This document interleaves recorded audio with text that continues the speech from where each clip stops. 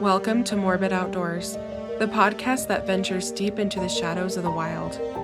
Here, we unravel the mysteries of missing persons, explore spine-chilling legends, and share the most morbid stories that nature has to offer. From the depths of the dense forests to the highest mountain peaks, we'll uncover the secrets that lie hidden in the great outdoors.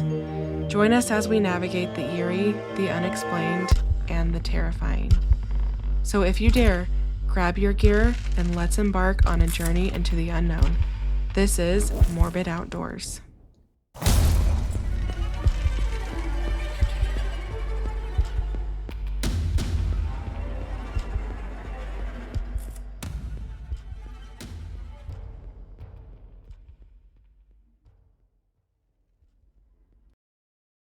Hello, everyone. Happy Friday. When you listen to this, I'll actually be hiking in Glacier National Park, hopefully enjoying the fall colors. And when I get back to Utah, it will be, I think, prime fall peak colors, and I am so very excited for that. I hope you guys are enjoying the show, and let's get into it today. During a family outing in America's iconic Yosemite National Park, a young child discovers a severed hand in Summit Meadow. Despite search efforts, no other body parts were located. But then, 5 years later, a skull was located across the road from where the hand was found. Efforts to identify this person would go unsuccessful for 39 years. Once the remains were identified, it was found out that the victim had ties to a local cult and a notorious serial killer. Even though authorities now have a name for the victim, the question remains, who was responsible for her alleged murder?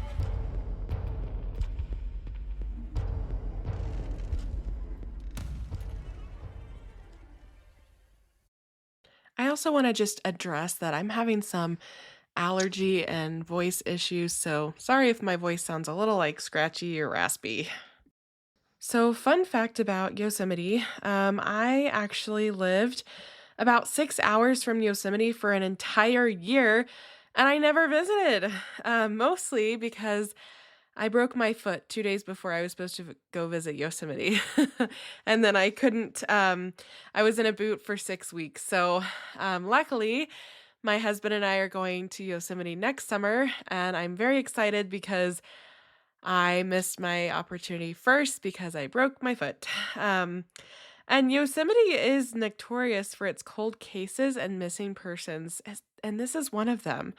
There are a ton of cases in this park, so I know I will likely be covering other cases out of Yosemite in the future.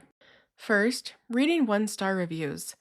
Peter commented, quote, "Too many trees and big rocks like El Capitan or Half Dome that I have to climb," end quote.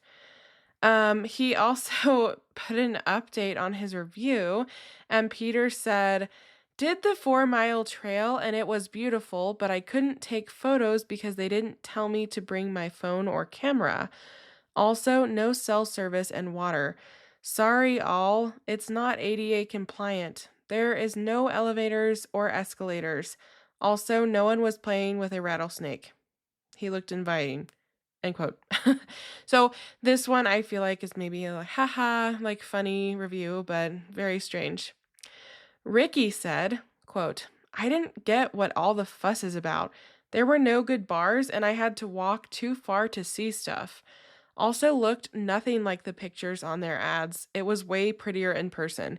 Can you say false advertising? 1 star." Another review said, quote, "Can't believe such a popular national park doesn't offer cellular or Wi-Fi service to its guests in case of emergency. We couldn't ask for help, and the ranger is not willing to help either." End quote. William said, quote, "The worst national park in the United States," end quote. And I think a lot of people would have to disagree with William, but this is why I read them, because they're funny and they're idiotic and gotta love a little chuckle sometimes. So, Yosemite National Park was established on October 1st, 1890. It is 759,000 acres And in 2023, it had 3 million visitors, like more than 3 million visitors, which is such a like heavily visited national park. Yosemite was designated a World Heritage Site in 1984, and is internationally recognized for its granite cliffs, waterfalls, clear streams, groves of giant sequoias, lakes, mountains, meadows, glaciers, and biological diversity. Almost 95% of the park is designated wilderness, which, if you know, that means like there's hardly any structures, no cell service, no Wi Fi, none of that. It is wild. So the first people, indigenous people, had inhabited the region for nearly 4,000 years, although humans might have visited like first before that, as long as 8 to 10,000 years ago. The indigenous natives of Yosemite called themselves, and I'm going to try so hard, Awanichi, which means dwellers in Awani. Um, I have never seen those words before, and I'm not a native Awani speaker, so just bear with me. These people were the only tribe that lived within the park boundaries, but other tribes lived in surrounding areas. There were still indigenous people living within the park until 1969, when the government made them move onto nearby reservations. And I think this is the wildest fact for me. Like, Yosemite was established as a national park in 1890, and these people that whose ancestors had lived here for thousands of years, they were just kicked out in 1969, and that is so not okay. So I highly recommend you follow Indigenous Women Hike on Instagram. She shares a lot of information about like these issues, and I am not the one to tell you about it, although I can tell you that you need to go follow Jolie. She is amazing, a wealth of information, and a great advocate for her people. Now, the landscape. The park contains thousands of lakes and ponds. There are 1,600 miles of streams and 800 miles of hiking trails. And also, there are roads that go through it, even though it's wilderness, and there are 350 miles of roads. So if you are going to visit Yosemite, like 5 days is not going to cut it. You would have to spend weeks there to get to see every little thing. Now, Yosemite contains two federally designated wild and scenic rivers, which is the Merced and the Tuolumne. I hope I'm saying that right. And they begin within Yosemite's borders and flow westward through the Sierra foothills into the Central Valley of California. The massive Yosemite Valley represents only 1% of the park area. And Tunnel View, if you've been through Tunnel View, it gives a great view of the valley. It's absolutely breathtaking, just from what I've seen online. Now, El Capitan is a prominent granite cliff that looms over the valley, and it's a rock climber's paradise because of its size, diverse climbing routes, and year-round accessibility. Granite domes such as Sentinel Dome and Half Dome rise 3,000 and 4,800 feet above the valley floor. I cannot remember if Alex Honnold, if he did El Capitan or Half Dome. I think he did El Capitan. But he climbed one of these massive, massive granite domes with no, not being anchored in, no climbing, nothing. He free soloed it. And if you have not seen that documentary, Free Solo, I highly recommend you watch it. It is amazing. Yosemite is probably most famous for its high concentration of waterfalls in a small area. Numerous sheer drops, glacial steps, and hanging valleys in the park feature spectacular cascades, especially during spring like April, May, and June as the snow melts. Yosemite Falls is, of course, located in Yosemite Valley, and it is the fourth tallest waterfall in North America at 2,425 feet, according to the World Waterfall Database. Now, In terms of climate, Yosemite has a Mediterranean climate as per the Köppen climate classification system, meaning that most of the precipitation falls during the mild winter and the other seasons are nearly dry. So, dry summers, hot, long dry summers, and precipitation only usually during the winters. Now, Yosemite is very vast. So, along with the diverse landscapes, there's also diverse animals and plants. Some animals found inside the park include the black bear, coyote, raccoon, mountain king snake, Gilbert's skink, white-headed woodpecker, bobcat, river otter, gray fox, red fox, two species of skunk, cougar, spotted owl, and bats. And the combination of the climate and topography, the moisture and soils, all I mean, there's diverse plant life here. So there are vegetation zones that are at the lower elevations. There are chaparral communities. Oh, I feel like I said that wrong. But they also range to subalpine forests and alpine meadows at the higher elevations. So very, very diverse. So, if you are going to recreate in Yosemite National Park, there are so many different zones of this national park and different dangers and different considerations. So, here is my plug with the 10 essentials. I just want to remind you that the 10 essentials are the minimum supplies you should bring while recreating outdoors. Let's talk about the 10 essentials everyone needs to carry while they're outdoors. The 10 essentials are only the basic items you should have with you. You may need additional items depending on the activity in which you participate. Visit the park's website to learn more about the park and your activity before you head out. So, our 10 essentials. The first is navigation.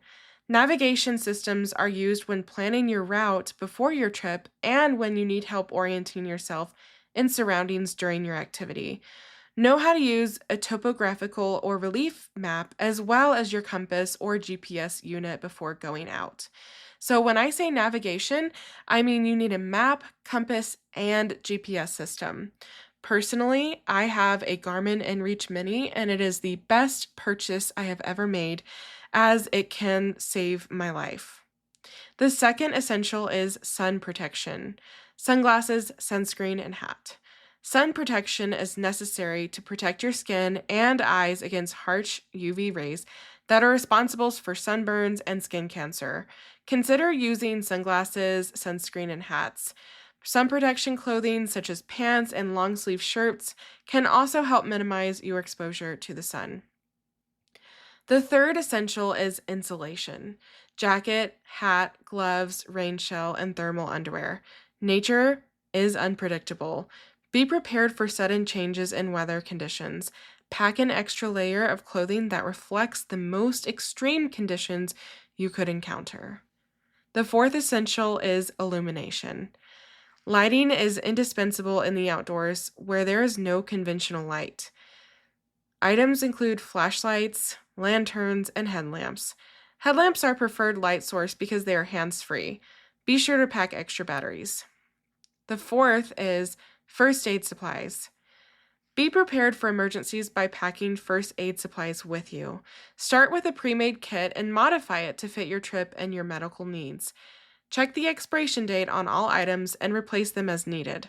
Consider including an emergency guide in case you are faced with an unfamiliar medical emergency. The fifth essential is fire. Fire can be an emergency signal and a heat source for cooking and staying warm. Pack matches, preferably waterproof, and fire starters. Those are items that can catch fire quickly and sustain flame, like a lighter. Familiarize yourself with the fire use regulations of your park before heading out. The next essential is repair kit and tools. This is something that I use less, but it's always a good idea to have. Carry a basic repair kit with you to help repair equipment. The kit should include items such as duct tape, knife, and scissors. Consider packing a multi-tool, a compact version of many tools that include a knife, screwdriver, can opener, etc. Be sure to bring any tools specific to your trip and your activity. The next essential is nutrition. You should always be prepared for the possibility of changes to your trip plans. Pack an extra day's food supply, preferably no cook items that have good nutritional value, in order to keep your energy high. Salty and easy to digest snacks such as trail mix, nuts, and granola bars work well for outdoor activities. The next essential is hydration. Staying hydrated on your trip is of the utmost importance. Physical activity increases your risk of dehydration, which can lead to negative health consequences. If you're active outdoors, especially in hot weather, you should drink water often and before you feel thirsty. Prepare your water before you need it and do not allow yourself to become dehydrated. Before heading out on your trip, be sure to identify if there are any bodies of water at your destination that you could collect water from and treat using your water treatment supplies. The next essential is emergency shelter. Shelter is one of the most important elements during an emergency survival situation. It can protect you from severe weather conditions and exposure to the elements. A tent, tarp, bivy sack, or emergency space blanket are all lightweight options for your emergency shelter. Just remember that the 10 essentials are the minimum that you need to bring with you while you're recreating outdoors. Your safety is your responsibility while outdoors. Our story starts in 1983 when a family visiting Summit Meadow made a horrific discovery. While the kids enjoyed the glade, one of the children stumbled upon a human hand and forearm in Summit Meadow. Now, if you're unfamiliar with Summit Meadow is a beautiful area with lots of wildflowers and open space. It's the last place you'll think that you would stumble upon human remains. When investigators arrived, they guessed that the arm had frozen during the winter and had recently thawed, which is a pretty good theory considering this meadow's high elevation. Now, obviously, they started searching the area because they found a severed hand, but despite extensive searching, no other body parts were found until 1988, 5 years later, when a skull with no jawbone was discovered nearby. Investigators combed missing persons reports and waited for someone to come forward with a tale of a long-lost relative, but no one ever did. These remains remain unidentified for so long. Over the decades, forensic anthropologists attempted several recreations of the woman's face based on the genetic markers and her skull shape. But still, the Summit Meadow Jane Doe was a mystery. Then, over 3 decades later, it was announced that the Summit County Jane Doe had her name back due to the hard work of Yosemite investigators and DNA testing. So basically, this announcement came in the form of the Hulu series Wild Crime Season 2, which was a shock to many who had been following the case or were at least aware of the case. For the first time, Yosemite Park officials publicly announced Jane Doe is Patricia Hicks, a woman with ties to a Merced cult leader who disappeared in the 1980s. So if you've seen season 2 of Wild Crime, you already know about this story, but a lot of people have not seen it, and I'm going to do my best to briefly summarize what happened. Patricia was born in the early 1950s in Washington, and according to a 1971 article in the Spokane Daily Chronicle reviewed by SF Gate, her father was a cabinet maker and her mother a manager at Value Mart. When Patricia was a junior in high school, her brother, Edwin, he was 23, he actually took his own life while working aboard a Coast Guard vessel. Friends interviewed for Wild Crime said that event was deeply traumatic for Patricia, who absolutely adored her older brother. So Patricia seemed to have a major trauma at a young age. After graduating high school, Patricia married a classmate, but the marriage didn't last. And in the 1980s, Patricia moved alone to Merced to join up with Donald Eugene Gibson. If his name sounds familiar, it's because Gibson is one of the stranger figures in Merced County criminal history. He seems to have emerged from literally nowhere, suddenly gathering a small, following by the late 70s. He worked out as a bookkeeper and sometimes as a yoga teacher for the Merced Parks and Recreation Department. And he also preyed on vulnerable people. Basically, he was a cult leader. In 1981, Gibson stood trial for sexually assaulting several teenage boys, and prosecutors alleged he dosed his victims with LSD before the assaults. Sorry for that mix up.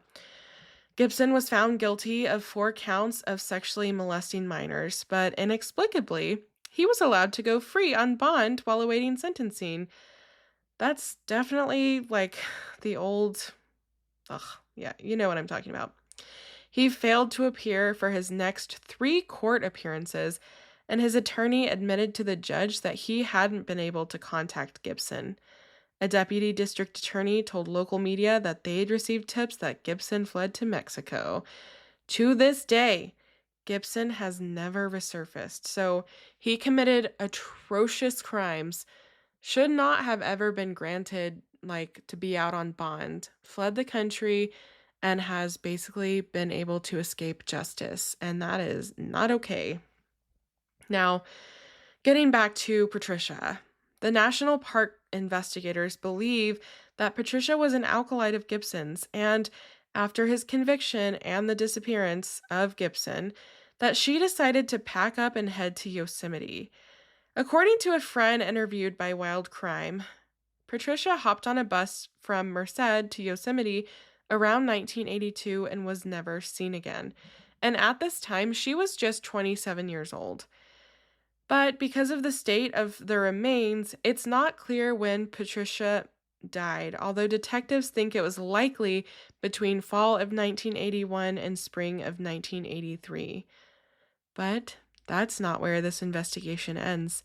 It's possible she encountered one of the most infamous serial killers of the 20th century during that time. In the spring of 1984, when the case had gone cold, investigators were contacted by the California Department of Justice, who gave them a tip that an alleged serial killer was confessing to murders across the country, including one that could fit the profile of the Yosemite Jane Doe. Now, National Park Service investigators have long believed Henry Lee Lucas killed the Summit Meadow victim. Starting in 1983, Lucas created his own fantasy world of rape and murder and confessed to hundreds of killings across the nation. Many believe now that Lucas quickly figured out that he got special treatment and was featured on news, articles in the news. And basically, I think now most people believe that he fabricated a lot of this information or it was fed to him. Because he would get cigarettes and good food and get taken on trips outside of the prison to his supposed crime scenes. And we've seen other people do this before. It's not anything new, and it wasn't new back then either. However, many people, mostly investigators, believe that he was coached and that he was actually given case files to confess to most of the crimes, as some jurisdictions wanted to close cases and be done with them. Although police often said Lucas knew details that only the killer could know, they made foolish mistakes like showing him crime scene photos and asking leading questions until he stumbled upon the right answer. In the end, only 3 of the hundreds of murders he confessed to have been definitively tied to him. So, how does Lucas tie in with Patricia Hicks? While Lucas was in the midst of his confession spree, Yosemite investigators interviewed him several times. And although he couldn't remember the name of Yosemite National Park, which is weird, he told them that he had picked up a young female hitchhiker somewhere between Fresno and the park. He claimed that they drank beer, ate fried chicken, he'd packed in aluminum foil, and then engaged in consensual sex. He said he killed her afterwards. Now, I think most people didn't believe him, but when investigators went back to the Summit Meadow area, they were able to locate a possible campsite that matched Lucas's description right down to the chicken bones and crushed beer cans, which I just don't know how he didn't remember the national park, but I don't know. But it is strange that they did find like that evidence that he was there. It's just really, really weird. Then in 2020, the National Park Service investigative branch said this evidence pointed to Lucas, who had information about this murder that had not been made public and could only be known by the person who committed the crime. So they investigated him back in the 80s, and then now, back in 2020, they were saying he most likely did this. However, this information and evidence is not proof of a murder. At best, it's circumstantial evidence that Lucas camped in the park sometime in the 1980s. Nothing directly links Lucas and Patricia. Lucas could not recall the name of the woman he had picked up, and he described her as having straight blonde or light brown hair and silver rings on both hands. So, this might not have even been a murder. It's very strange, right? So Patricia was never reported missing, and this might have possibly been due to her family knew that she was involved with a cult. And I don't think that no one ever thinks that their family member is going to be found deceased in the wilderness. But her family thought they knew where she was, which was being involved with this cult, and so they never actually reported her missing. Henry Lee Lucas died in prison in 2001, and Gibson would be in his 70s now. She has her name back, but the end of her story might never be told because her case is unsolved still. So, if you have any information about this case, please contact the National Park Service Investigative Services Branch at 202-379-4761. I am also including a link to the incident reports in Yosemite if you're curious. And I will include the tip for an email for these national park cold cases. As always, recreate responsibly and make sure to have fun. And remember, the great outdoors aren't always that great. Thanks for listening to Morbid Outdoors. If you're enjoying what you're hearing, make sure to subscribe to the show on your favorite podcast platform. It's free, easy, and it helps us out immensely. When you subscribe, you get updates on our latest episodes, and it also boosts our visibility, making it easier for other curious souls to find us. Another great way to support Morbid Outdoors is by leaving us a review. Whether you're on Apple Podcasts, Spotify, or wherever you listen, a quick review helps us know what you love about the show. Find us on Instagram and Facebook at Morbid Outdoors Podcast. You can email us case suggestions and your campfire stories at morbidoutdoorspodcast@gmail.com. Thanks so much for the support, and I'll see you next time.